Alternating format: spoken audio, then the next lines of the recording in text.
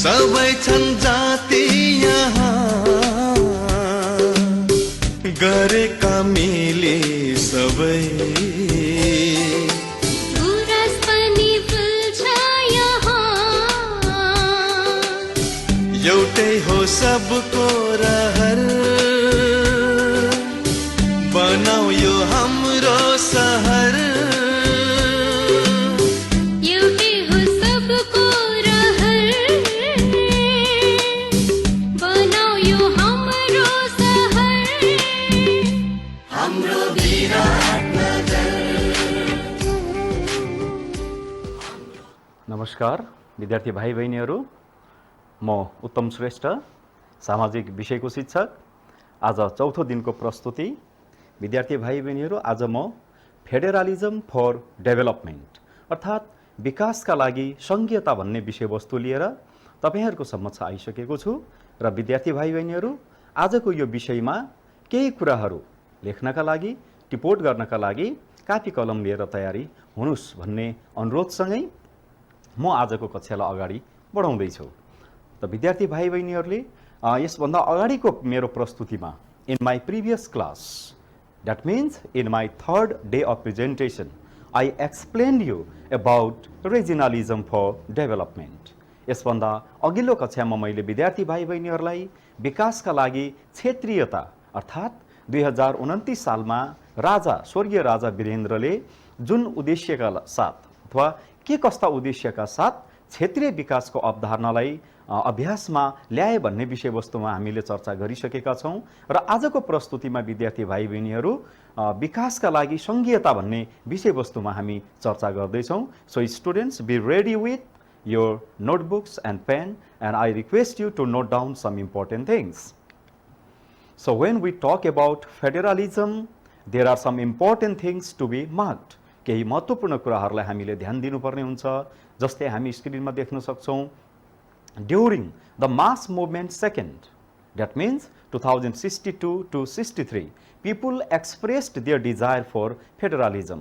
2062-63 को दोस्रो जनआन्दोलनमा सङ्घीयता भन्ने शब्द धेरै चर्चामा रह्यो। प्रमुख राजनीति कर्मीहरू र सम्पूर्ण देशवासीहरूले सङ्घीयताको आवाज उठाए। Nepal was declared a federal country on 15th of Jestha 2065 BS।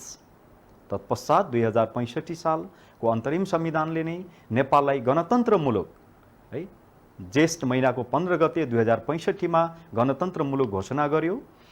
Federalism was introduced to substitute regionalism and fulfill its objectives। र विद्यार्थी भाइ बहिनीहरू, जुन उद्देश्यका साथ क्षेत्रीय विकासको अवधारणा अभ्यासमा आएको थियो, नेपाललाई 5वटा विकास क्षेत्रमा विभाजन गरेर जुन क्षेत्रीय विकासको अवधारणा आयो, त्यसका उद्देश्यहरूलाई अझ बृहत रूपमा हासिल गर्नका लागि, ती उद्देश्यहरू प्राप्त गर्नका लागि क्षेत्रीय विकासको विकल्पको रूपमा सङ्घीयताको अवधारणालाई अगाडि ल्याइयो।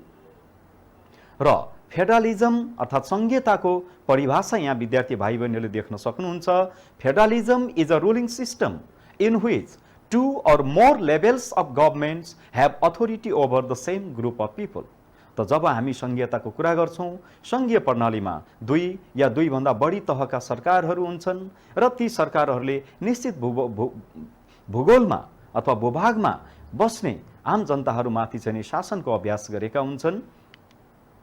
र त्यसै गरी द पोलिटिकल एन्टिटिज, जसलाई हामी प्रोभिन्स अथवा स्टेट्स भन्छौँ, राज्य अथवा प्रान्त भन्छौँ, are autonomous in the federal system. सङ्घीय प्रणालीमा यी जति पनि चाहिँ नै अब राजनीतिक विभाजन भनौँ, होइन, जसलाई हामी प्रदेश र राज्य भन्छौँ अथवा स्थानीय तह भन्छौँ, यी तहहरूले धेरै निर्णयहरू, नीति निर्माण गर्ने अधिकारहरू राख्छन्। त्यसकारण यी यस्ता राजनीतिक चाहिँ विभाजनहरू, प्रोभिन्स र स्टेट्सहरू अटोनोमस हुन्छन्, अर्थात् स्वायत्तता हुन्छ। उनीहरूले स्वायत्तताको अभ्यास गर्दछन्। अब हामी reasons for adopting federalism in Nepal, अर्थात् नेपालमा हामीले सङ्घीयताको अभ्यास किन गर्दैछौँ त, सङ्घीयतालाई किन अभ्यासमा ल्यायौँ त, त्यसका कारणहरूतर्फ हामी विद्यार्थी भाइ बहिनीहरू जाँदैछौँ। त पहिलो कारण हामी यहाँ देख्न सक्छौँ, to address the expectation of the people who belong to diverse language, culture, race, religion, etc., which was not possible in unitary system. त जुन बेला नेपालमा एकात्मक शासन प्रणाली थियो, अर्थात् जतिखेर नीति निर्माणका अधिकारहरू केन्द्रमा सीमित थियो, अर्थात् एकात्मक शासन प्रणाली हैन, राज संस्था अथवा पञ्चायत सिस्टमहरू थिए, त्यसबेला जनताहरूका विविध संस्कृति, भाषा, जात, जातिसँग आबद्ध आम जनताहरूका इच्छा, आकांक्षाहरू, आशाहरू राम्ररी सम्बोधन नभएको हुनाले त्यसलाई सम्बोधन गर्नका लागि हामीले संघीयताको अभ्यास गर्यौं, to decentralise the political power and authority to the local people. र त्यसै गरी शक्ति र अधिकारहरूलाई, केन्द्रमा रहेको शक्ति र अधिकारलाई स्थानीय तहसम्म विकेन्द्रीकरण गर्नका लागि भाइ बहिनीहरूलाई यसभन्दा अगाडिको कक्षामा पनि मैले जानकारी गराएको थिएँ। विकेन्द्रीकरणलाई हामी दुई तरिकाले अभ्यास गर्न सक्छौँ। एउटा प्रशासकीय विकेन्द्रीकरण, एडमिनिस्ट्रेटिभ डिसेन्ट्रलाइजेसन, र अर्को भनेको पोलिटिकल डिसेन्ट्रलाइजेसन। र अहिले सङ्घीय प्रणालीमा, फेडरलिजममा हामीले यो दुवै प्रकारका चाहिँ विकेन्द्रीकरणलाई अभ्यासमा ल्याउने प्रयास गरेका छौँ। त्यसै गरी to utilise the available resources at the optimum level with the help of the local people. र त्यसै गरी स्थानीय स्तरमा उपलब्ध स्रोत साधनहरूलाई स्थानीय बासिन्दाहरूकै, स्थानीय समुदायहरूकै सहयोगमा अथवा उनीहरूकै सहभागितामा चाहिँ अधिकतमभन्दा अधिकतम उपभोग गर्नका लागि, परिचालन गर्नका लागि संघीयताको अभ्यास गर्यौं। To distribute the opportunities and ensure access and participation of marginalised, backward and exploited people. र विद्यार्थी भाइ बहिनीहरू, हाम्रा समाजमा विकासको दृष्टिकोणबाट धेरै पछाडि परेका, सीमान्तकृत र त्यसै गरी शोषणमा परेका आम जनसमुदायहरू हुनुहुन्छ, मानिसहरू हुनुहुन्छ। उहाँहरूलाई त्यसबाट उन्मुक्ति दिनका लागि र अवसरहरूको चाहिँ नै समता र समानताको सिद्धान्तमा आधारित भएर अवसरहरूको बाँडफाँडका लागि पनि फेडरलिजम अथवा संघीयताको अभ्यासतिर हामी लाग्यौँ। र अब हामी संघीयताकै विषयमा हामी अर्को विषयवस्तुतर्फ जाँदैछौँ, र त्यो भनेको basis of dividing and naming federal units. हामीले जुन संघीय अर्थात् संघीयतामा मुलुकलाई विभिन्न प्रान्तहरूमा अथवा राज्यहरूमा, प्रदेशहरूमा हामीले बाँडेका छौँ, र यो प्रदेशहरू विभाजन गर्दा के का आधारमा गरिन्छ त, अथवा नामाकरण गर्दा के का आधारमा गरिन्छ त भन्ने कुरा हामी यहाँ हेर्दैछौँ विद्यार्थी भाइ बहिनीहरू। र ती आधारहरू भनेको जोग्राफी, भूगोल, एथनिसिटी और कास्ट, जातीयताको कुराहरू, ल्याङ्ग्वेज, भाषा, हिस्टोरिसिटी, हरेक समुदाय, हरेक भूगोल, हरेक संस्कृतिको आफ्नो इतिहास छ, त्यो इतिहासलाई पनि आधार बनाइन्छ। र त्यसै गरी पपुलेसन, जनसङ्ख्या, मिन्स एन्ड रिसोर्स, स्रोत साधनहरू र माथिका यी सम्पूर्ण भूगोलदेखि लिएर इतिहास, भाषा सबैलाई आधार बनाएर प्रान्तहरूको अथवा प्रदेशहरूको विभाजन हुन्छ। र त्यसपछि विद्यार्थी भाइ बहिनीहरू, अब हामी चर्चा गर्दैछौँ पावर अफ द गभर्मेन्ट्स। हामीले छलफल गरिसक्यौँ संघीयतामा दुई अथवा दुईभन्दा बढी स्तरका सरकारहरू हुन्छन् भनेर, र ती सरकारहरू के हुन् त, र कति सङ्ख्यामा छन्, र कहाँबाट, कुन स्थानबाट चाहिँ नि शक्ति, अधिकारहरूको चाहिँ नि प्रयास हुन्छ भन्ने कुरा हामी यहाँ देख्न सक्छौँ विद्यार्थीहरू। जस्तै पहिलो गभर्मेन्टमा हामीसँग फेडरल गभर्मेन्ट हुन्छ, जसलाई हामी सङ्घीय सरकार भन्छौँ। यो सङ्घीय सरकार प्रधानमन्त्रीको नेतृत्वमा हुन्छ, र यसले सम्पूर्ण देशलाई चाहिँ नि हेर्ने अथवा सम्पूर्ण देशको हरेक जिम्मेवारी सङ्घीय सरकारको हुन्छ। र फेडरल गभर्मेन्ट एउटा हुन्छ, र यसले चाहिँ नि राजधानीबाट, सङ्घीय राजधानीबाट चाहिँ नि आफ्नो अधिकारको अभ्यास गर्छ। र त्यसै गरी प्रोभिन्सियल गभर्मेन्ट, प्रादेशिक सरकारहरू हुन्छन्। र अहिले हाम्रो मुलुकमा 7 वटा प्रदेश छ र 7 वटा प्रादेशिक सरकारहरू छन्। र यो प्रदेश सरकारको प्रमुख चाहिँ नि जसलाई हामी चिफ मिनिस्टर अथवा सीएम भन्ने गर्छौँ, प्रदेश नम्बर 1 को सवालमा शेरधन राई हुनुहुन्छ। र त्यसै गरी हरेक प्रदेशमा चाहिँ प्रदेश प्रमुखहरू हुनुहुन्छ, अर्थात् जसलाई हामी चिफ मिनिस्टर पनि भन्छौँ। र यसरी अब प्रदेश सरकारले चाहिँ प्रोभिन्स हेडक्वार्टरबाट अर्थात् प्रदेशको चाहिँ सदरमुकामबाट आफ्नो सत्ता अथवा अधिकारको प्रयोग गर्छन्। त्यसै गरी हामीसँग लोकल अथवा म्युनिसिपल गभर्मेन्ट, स्थानीय अर्थात् पालिका सरकारहरू छन्। र यी स्थानीय सरकार अथवा पालिका सरकारलाई पनि हामी रुरल है गाउँपालिका, त्यसै गरी म्युनिसिपल नगरपालिका र त्यसै गरी मेट्रोपोलिटन अथवा सब मेट्रोपोलिटन, महानगरपालिका, उपमहानगरपालिका भनेर यसरी वर्गीकरण गरेका छौँ। र स्थानीय सरकार जम्मा 753 वटा छन् र 753 यी स्थानीय निकायहरूले आफ्ना म्युनिसिपल अफिसबाट, पालिका कार्यालयबाट अधिकार अथवा कार्यहरू गरिरहेको हुन्छ विद्यार्थी भाइ बहिनीहरू। यो तस्बिर हामी देख्छौँ। As you can see he is the present prime minister of Nepal and he is the head of the federal government. र यो सङ्घीय हाम्रो चाहिँ नि हाउस अफ रिप्रेजेन्टेटिभ अर्थात् नेसनल एसेम्ब्ली भनौँ, प्रतिनिधि सभा। र अब हामी पावर अफ द फेडरल गभर्मेन्टतिर जाँदैछौँ, अर्थात् सङ्घीय सरकारका शक्तिहरूतर्फ हामी जाँदैछौँ। पहिलो भनेको mobilisation of security forces for national security, war and defence. सङ्घीय सरकारको पहिलो अधिकार भनेको मोबिलाइजेसन अफ सेक्युरिटी फोर्सेस, सुरक्षा निकायहरूलाई परिचालन गर्ने, राष्ट्रियको सुरक्षाका लागि, युद्धहरूको अवस्थामा र त्यसै गरी राष्ट्रिय सुरक्षाको लागि सुरक्षा निकायहरूलाई चाहिँ मोबिलाइज गर्ने, परिचालन गर्ने। दोस्रो भनेको protection of national unity and territorial integrity, राष्ट्रिय एकताको संरक्षण र त्यसै गरी सम्पूर्ण भूगोलको चाहिँ नै संरक्षण गर्ने र सम्पूर्ण भूगोलमा एकता कायम गर्ने र त्यसै गरी making financial policies and development plans, र त्यसै गरी आर्थिक नीतिहरू बनाउने, त्यसलाई कार्यान्वयन गर्ने र विकासका योजनाहरू बनाउने, collecting revenue from all tax and non tax sources, कर योग्य र गैर कर योग्य हरेक स्रोतहरूबाट राष्ट्रिय आम्दानी अथवा जसलाई हामी रेभेन्यू भन्छौँ त्यसको चाहिँ नै कलेक्सन गर्ने अथवा त्यसलाई चाहिँ नै सङ्कलन गर्ने काम। अर्को conducting foreign and diplomatic affairs and maintaining relationship with UN, SAARC etcetera. र त्यसै गरी एउटा राज्यले, एउटा देशले अरू देशहरूसँग सुमधुर सम्बन्ध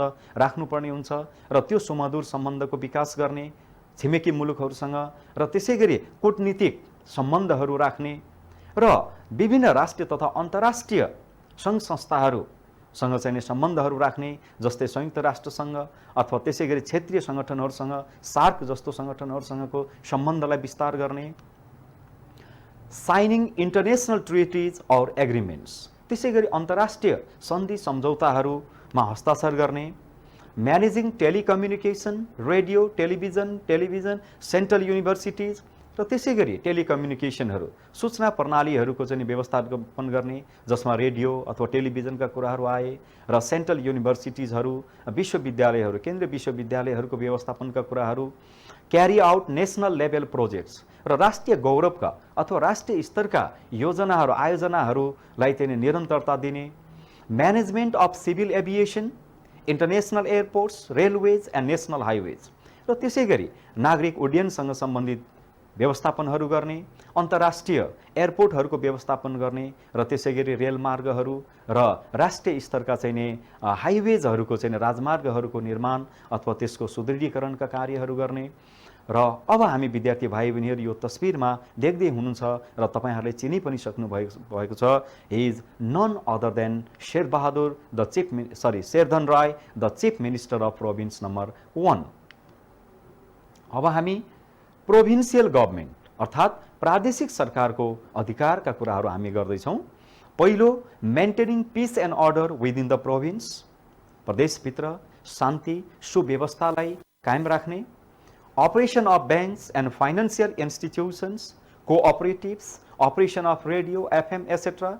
र त्यसै गरी प्रदेशभित्रका वित्तीय संस्थाहरू, सहकारीहरू र त्यसै गरी आम सञ्चारका साधनहरूलाई चाहिँ उपयोग गर्ने, प्रयोगमा ल्याउने, त्यसको परिचालन गर्ने।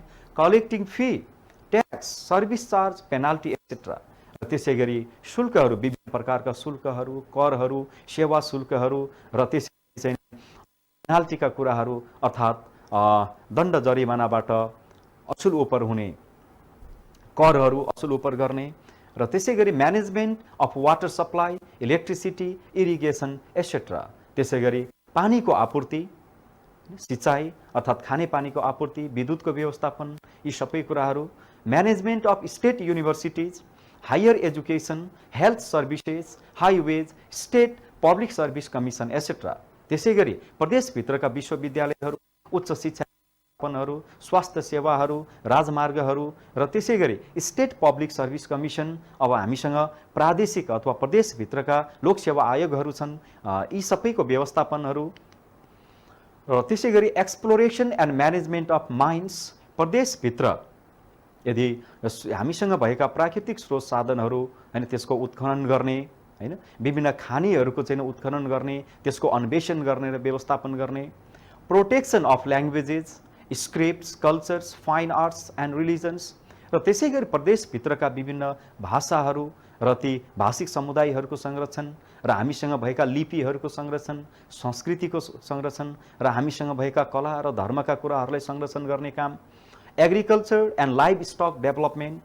र प्रदेशभित्र कृषि र त्यसै गरी पशुपालनको विकासका कुराहरू, management of factories, industries, trade, business, transportation etcetera र त्यसै गरी प्रदेशभित्र रहेका उद्योग, कल कारखानाहरू, व्यापार, यातायात, यी सबैको व्यवस्थापन सरकारको कार्य अथवा अधिकारभित्र र अब हामी जाँदैछौँ स्थानीय सरकारतर्फ र यो तस्विरमा विद्यार्थी भाइ बहिनीहरूले देख्दै हुनुहुन्छ। यस, he is the mayor of Biratnagar metropolitan city, he is the chief of the local government. र अब हामी पावर अफ द लोकल गभर्मेन्टतर्फ जाँदैछौँ विद्यार्थी भाइ बहिनीहरू। तपाईहरुले देख्नुहुन्छ पहिलो मोबिलाइजेसन अफ म्युनिसिपल पुलिस, हरेक स्थानीय निकायहरूले आवश्यकता अनुसार नगर प्रहरीहरू नियुक्ति गर्ने र त्यसको व्यवस्थापन गर्ने, परिचालन गर्ने कार्यहरू स्थानीय सरकारको अधिकारभित्र पर्छ। Management of cooperative institutions and operation of FM radio र एउटा स्थानीय निकायभित्रका सहकारीहरू, जोडिएका सङ्घ संस्थाहरू, त्यसको परिचालन, एफएम रेडियो र अरू आम सञ्चारहरूको व्यवस्थापन, collection of local tax, service charge, tax etcetera र स्थानीय स्तरबाट स्थानीय ट्याक्सहरू, करहरूको सङ्कलन गर्ने र सर्भिस चार्जहरू, सेवा शुल्कहरू, एजुकेसन, बेसिक आधारभूत र माध्यमिक तहसम्म र सरसफाइको व्यवस्थापन, त्यसै गरी distribution of house and land ownership certificates र स्थानीय निकायमा अब जोसँग जग्गाहरू हुँदैनन् अथवा सुकुम्बासीहरू हुन्छन्, ती सुकुम्बासीहरूको चाहिँ पहिचान गरेर सुकुम्बासीहरूलाई सार्वजनिक जग्गाहरू हस्तान्तरण गर्ने, उनीहरूलाई आवश्यकताको आधारमा ती सार्वजनिक जग्गाहरू माथिको स्वामित्व अथवा त्यो स्वामित्व खुल्ने सर्टिफिकेट्सहरू हैन कागजपत्रहरू हस्तान्तरण गर्ने र त्यसै गरी management of senior citizens, person with disabilities etcetera र त्यसै गरी वृद्ध नागरिकहरू, वृद्धाहरू जसले हामी सिनियर सिटिजन्स पनि भन्ने गर्छौँ हैन, ती वृद्ध नागरिकहरूको चाहिँ नै व्यवस्थापन गर्ने कुराहरू, वृद्ध भत्ताहरूको व्यवस्थापन गर्ने कुराहरू र अशक्त अपाङ्गता भएका व्यक्तिहरूको व्यवस्थापनका कुराहरू, management of water supply, rural irrigation, small hydro projects, alternative energy etcetera र त्यसै गरी खानेपानी आपूर्तिका कुराहरू र ग्रामीण सिँचाइका कुराहरू र साना स्तरका विद्युत परियोजनाहरू र त्यसै गरी वैकल्पिक ऊर्जाहरूको स्थानीय स्तरमा व्यवस्थापन गर्ने, disaster management, protection and development of language, cultures and fine arts र त्यसै गरी स्थानीय स्तरमा प्रकोपहरू, विभिन्न प्रकारका प्रकोपहरू हुन्छन्, बाढी पहिरो जस्ता कुराहरू, त्यसको व्यवस्थापन गर्ने, यी बाढी पहिरो र अरू विभिन्न प्राकृतिक प्रकोपका शिकार भएका व्यक्तिहरूलाई आरक्षण दिने, संरक्षण दिने हैन, खाद्य वस्तुहरूको व्यवस्थापन गर्ने, उनीहरूलाई सुरक्षा दिने र त्यसै गरी भाषा, संस्कृति र हाम्रा कलाहरूको जगेर्ना गर्ने र त्यसको प्रमोसन गर्ने अर्थात् त्यसलाई विकास गर्ने कुराहरू पनि यो अधिकारभित्र पर्छ स्थानीय निकायको। र अब हामी विद्यार्थी भाइ बहिनीहरू एडभान्टेजेस अफ फेडरल सिस्टम, सङ्घीय प्रणालीका फाइदातर्फ हामी जाँदैछौँ। र पहिलो फाइदा, no absence of government even during the time of the dissolution of the federal government. सङ्घीय सरकार विघटन हुँदा पनि अथवा सङ्घीय सरकारको अनुपस्थितिमा पनि राज्य सरकारविहीन हुँदैन यो सङ्घीय प्रणालीमा। किन भन्दा त सङ्घीय सरकार विघटन भए पनि हामीसँग प्रदेश सरकार र स्थानीय सरकारहरू अस्तित्वमा रहने र आम जनताहरूको सरकारका विषयहरू समाधान गर्ने काम हुन्छ र त्यसै गरी involvement of the people of all religion cultures and ethnicity in making policy and sears pluralism र सङ्घीयताले बहुलवादलाई टेवा पुर्याउँछ, सङ्घीयताले बहुलवादलाई सम्बोधन गर्छ, हरेक धर्म, हरेक भाषा, संस्कृति र हरेक जात जातिहरू र हरेक भूगोलका आम जनताहरूको चाहिँ नि प्रतिनिधि सभा र राष्ट्रिय सभामा हुने गर्छ, जहाँ नीति नियमहरू बन्ने गर्छ। तसर्थ सङ्घीयताले बहुलवादलाई टेवा पुर्याएको हुन्छ। स्टेट और provincial governments are more responsible towards citizens needs र प्रादेशिक सरकारहरू र स्थानीय सरकारहरू आम जनताहरूका, आम नागरिकहरूका आवश्यकताहरूसँग बढी जिम्मेवारी हुन्छन्। इकोनोमिक एन्ड कल्चरल प्रोग्रेस र सङ्घीयताको प्रणालीबाट हामी देशमा आर्थिक र सांस्कृतिक उन्नतिहरू, क्रान्तिहरू छिटोभन्दा छिटो हामी उपलब्धिहरू हासिल गर्न सक्छौँ। Power is dispersed, so no single individual or group can use excessive power. सङ्घीयतामा मैले अघि नै भनिसके प्रशासनिक विकेन्द्रीकरण र राजनीतिक विकेन्द्रीकरणको अभ्यास भएको हुनाले शक्ति र सत्ताको चाहिँ नै विकेन्द्रीकरण हुन्छ। यहाँ कुनै एउटा व्यक्ति र एउटा समूहको हालिमुहाली हुँदैन। त्यसकारण शक्तिको विकेन्द्रीकरणको राम्रो अभ्यास सङ्घीयता हो। Maximum use of means and resources, उपलब्ध स्रोत साधनको अधिकतम भन्दा अधिकतम प्रयोग हुने परिचालन हुन्छ। र त्यसै गरी फेडरलिजम इन्क्रिजेज पोलिटिकल पार्टिसिपेसन, सङ्घीयताले राजनीतिक सहभागिता, हरेक लिङ्ग, हरेक धर्म, जात जाति सबैको चाहिँ सङ्घीयतामा प्रतिनिधित्व हुन्छ। त्यसकारण सङ्घीयताले बहुलवादलाई अथवा राजनीतिक सहभागितालाई अझ वृद्धि गर्छ। र अब हामी सङ्घीयताका केही बेफाइदाहरू पनि छन्, डिसएडभान्टेजेसहरू पनि छन्। अब हामी सङ्घीयताका बेफाइदातर्फ जाँदैछौँ। पहिलो, conflicts may arise between federal and provincial government on various issues. सङ्घीय सरकार, प्रादेशिक सरकार र स्थानीय सरकारहरूको बीचमा विभिन्न विषयवस्तुहरूमा, विभिन्न मुद्दाहरूमा, भूगोलसँग सम्बन्धित, विकास निर्माणसँग र वित्तीय स्रोत साधनहरूसँग सम्बन्धित यी विविध कुराहरूमा चाहिँ कहिलेकाहीँ मतमतान्तर र द्वन्द्व हुने सम्भावनाहरू हुन्छन्। It is a very expensive system र सङ्घीय प्रणाली आफैमा एउटा खर्चिलो प्रणाली हो। हामीसँग 3 स्तरका सरकारहरू, यी 3 स्तरका सरकारहरूमा चाहिँ नि त्यसै गरी कर्मचारीहरू ठुलो सङ्ख्यामा चाहिने, सेवा सुविधाहरूमा धेरै खर्च हुने हुन्छ। Changes of ethnic conflict and disintegration, chances of ethnic conflict अर्थात् जातीय द्वन्द्वको सम्भावनाहरू बढी हुने र त्यसै गरी कहिलेकाहीँ राज्य विभाजन हुन सक्ने सम्भावनाहरू पनि हुन्छन् सङ्घीयतामा। र अर्को, the central government becomes weak, कहिलेकाहीँ केन्द्रीय सरकार, जसलाई हामी फेडरल गभर्मेन्ट अथवा सङ्घीय सरकार भन्छौँ, सङ्घीय सरकार कमजोर पनि हुने सम्भावना हुन्छन्। स्थानीय सरकार र प्रदेश सरकार बलियो हुने र केन्द्रीय सरकार चाहिँ सङ्घीय सरकार कमजोर हुने सम्भावनाहरू पनि हुन्छन्। Sometimes the state and federal government may make conflicting laws. र अर्को भनेको सङ्घीय सरकार र त्यसै गरी फेडरल गभर्मेन्ट, सङ्घीय सरकार र राज्य सरकारहरूले बाजिने खालका कानुनहरू अथवा यस्ता नीति नियम र कानुनहरू जो आफैमा चाहिँ नै अन्यलपूर्ण हुन्छन्, जो आफैमा बाजिने खालका हुन्छन्, त्यस प्रकारका कानुनहरूको पनि निर्माण हुन सक्ने सम्भावनाहरू हुन्छन्। र विद्यार्थी भाइ बहिनीहरू, म आजको प्रस्तुतिको लगभग अन्त्यतिर आइसकेको छु। त विद्यार्थी भाइ बहिनीहरू, आजको मेरो प्रस्तुतिमा मैले विकासका लागि सङ्घीयता, विकासमा सङ्घीयताको के भूमिका छ त भन्ने कुरालाई हामी चर्चा गऱ्यौँ र सङ्घीयताका फाइदाका कुराहरू गऱ्यौँ, बेफाइदाका कुराहरूमा हामीले चर्चा गऱ्यौँ विद्यार्थी भाइ बहिनीहरू। र त्यसै गरी यी विभिन्न स्तरका सरकारहरू जुन चाहिँ सङ्घीय अभ्यास हो, फेडरल गभर्मेन्ट, सङ्घीय सरकार जसलाई हामी केन्द्रीय सरकार पनि भन्छौँ, केन्द्रीय सरकारका अधिकारका कुराहरू, त्यसै गरी हामीले प्रादेशिक सरकारका अधिकारका कुराहरू गऱ्यौँ र त्यसै गरी हामीले स्थानीय सरकारका अधिकारका कुराहरू पनि हामीले गरिसक्यौँ। र अन्त्यमा विद्यार्थी भाइ बहिनीहरूको लागि मैले केही एक्सर्साइजहरू पनि दिएको छु र यो प्रस्तुतिलाई, यो प्रेजेन्टेसनलाई ध्यानमा राख्दै र विद्यार्थी भाइ बहिनीहरूसँग उपलब्ध भएका पाठ्यपुस्तकहरू र अन्य विविध सन्दर्भ सामग्रीहरूको सहयोगले यी प्रश्नहरूको उत्तर विद्यार्थी भाइ बहिनीहरूले खोज्ने प्रयास गर्नुहुनेछ भन्ने आशा गरेको छु। र मेरा केही एक्सर्साइजहरू छन् यहाँ। पहिलो क्वेसन भनेको, what is federalism, define it. सङ्घीयता के हो यसको परिभाषा दिनुहोस्। यो चाहिँ भेरी सर्ट एन्सर क्वेसन्स अर्थात् अति संक्षिप्त प्रकारका प्रश्नहरू हुन्। यसको एन्सर भनेको 2 लाइन 1 लाइनमा हुन्छन् विद्यार्थी भाइ बहिनीहरू। त्यसैगरी दोस्रो प्रश्न, when was Nepal declared a federal democratic Republic country? नेपाललाई कुन मितिमा सङ्घीय प्रजातान्त्रिक र गणतान्त्रिक मुलुक घोषणा गरियो? त्यो मिति लेख्नुहोस् भन्ने छ दोस्रोमा। तेस्रोमा, why is federal government more expensive than unitary government? एकात्मक सरकारभन्दा सङ्घीय सरकार किन महँगो हुन्छ? सङ्घीय सरकारमा किन धेरै खर्च हुन्छ?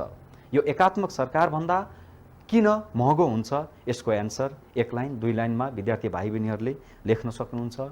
र त्यसैगरी मैले यहाँ केही सर्ट एन्सर क्वेसन्सहरू पनि राखेको छु विद्यार्थी भाइ बहिनीहरू। पहिलो भनेको mention any 4 advantages of federalism अर्थात् सङ्घीयताका केही 4वटा फाइदाहरू उल्लेख गर्नुहोस्। यो फाइदाहरूलाई विद्यार्थी भाइ बहिनीहरूले पोइन्ट वाइज अर्थात् यसलाई चाहिँ नै विद्यार्थी भाइ बहिनीहरूले प्याराग्राफमा नलेखेर हैन यसलाई चाहिँ नै बुलेटमा लेख्नुहोला। त्यसैगरी नम्बर 2 मा छ फेडरलिजम हैज मेनी च्यालेन्जेस। सङ्घीयताका धेरै चुनौतीहरू छन्। What are these challenges? Write in points.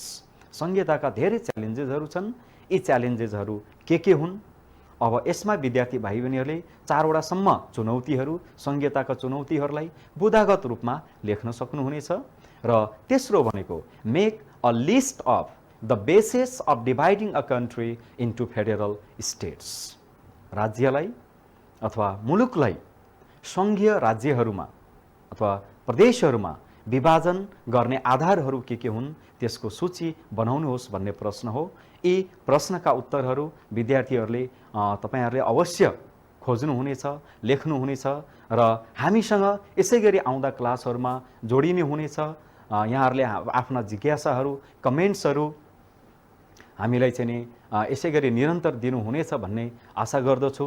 र अब म यसपछिको अर्को प्रस्तुति विद्यार्थी भाइ बहिनीहरू म अर्को विषयवस्तु अर्थात् ह्युमन डेभलपमेन्ट इन्डेक्स मानव विकास सूचकाङ्क भन्ने विषयवस्तु लिएर विद्यार्थी भाइ बहिनीहरू म आउनेछु, उपस्थित हुनेछु।